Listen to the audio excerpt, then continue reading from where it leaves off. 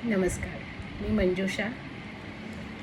तुमच्याशी काही हितगुज मनातलं शेअर करावंसं वाटलं म्हणून हा व्हिडिओ करते आहे. व्हिडिओचं टायटलच मुळात मनाला भावणारं, म्हणजे मनातल्या हितगुजाशी संबंधित असल्यामुळे तुम हो ना.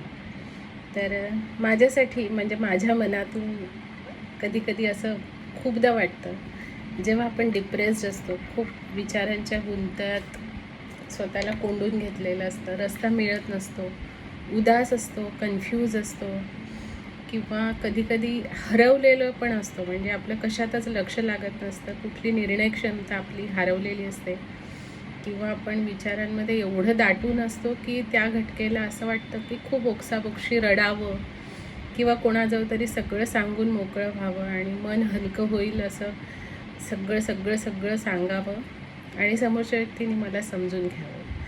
तर नक्कीच अशी व्यक्ती प्रत्येकाच्या आयुष्यात असायला पाहिजे, प्रत्येकाजवळ असायला पाहिजे इनफॅक्ट, की जी व्यक्ती तुम्हाला इतकं दालन मोकळं करून देईल की तुम्ही आपल्या मनातले सगळे दरवाजे उघडे करून सगळं पटापट सांगू शकाल. तर हा जो मनाचा अपडाऊन प्रेशर असतो, तो जो समजून घेणाऱ्या व्यक्ती आहे तो तुम होणार.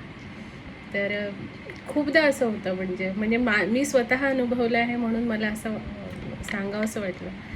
बरेचदा आपण वयाने लहान असतो आणि मोठ्यांचं प्रेशर असतं, त्यांच्या वयामुळे त्यांच्या मानामुळे आपण त्यांना काही बोलू शकत नाही, एक्सप्लेनेशन देऊ शकत नाही, किंवा कधी कधी असंही वाटतं की आपण जे बोलतो आहे ते त्यांच्यापर्यंत पोहोचेल की नाही, ते आपल्याला नीट त्या पद्धतीनं समजून घेतील की नाही, जे आपल्याला व्यक्त व्हायचं आहे तेच त्यांना कळलं पाहिजे.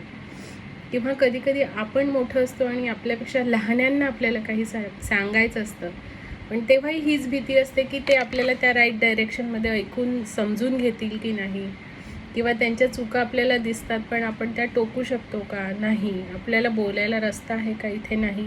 अशा वेळेला मनाला खूप आतून त्रास होत असतो, कारण आपण ते बोललो नाही तर आतमध्ये सफोकेशन होत असतं. आणि दुसरं, आपल्याला एक सेकंड ओपिनियन पण असं वाटत असतं की मी हे कोणाशी तरी शेअर केल्यावर त्या व्यक्तीचा चेहरा बघून मला असं जाणवेल की मी जे म्हणत आहे ते बरोबर आहे की चूक आहे. म्हणजे हा एक भावनिक दुजोरा पण हवा असतो.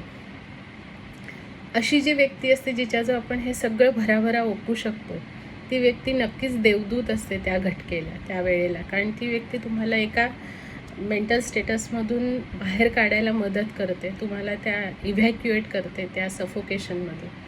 तर अशी भूमिका घेणारी व्यक्ती तुमच्या आयुष्यात असेल तर तुमच्यासारखे नशीबवान तुम्हीच आहे.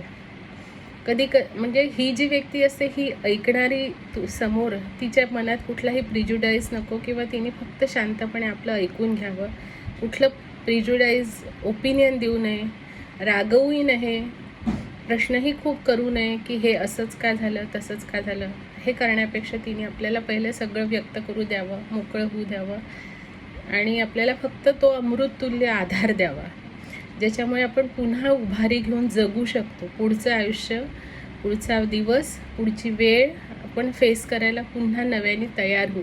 आपल्या मनाला पूर्ण पिशवीसारखं रिक्त करता येईल, मोकळं होऊन जाऊ आणि आपल्या मनाचे सगळे दालनं फ्री होतील.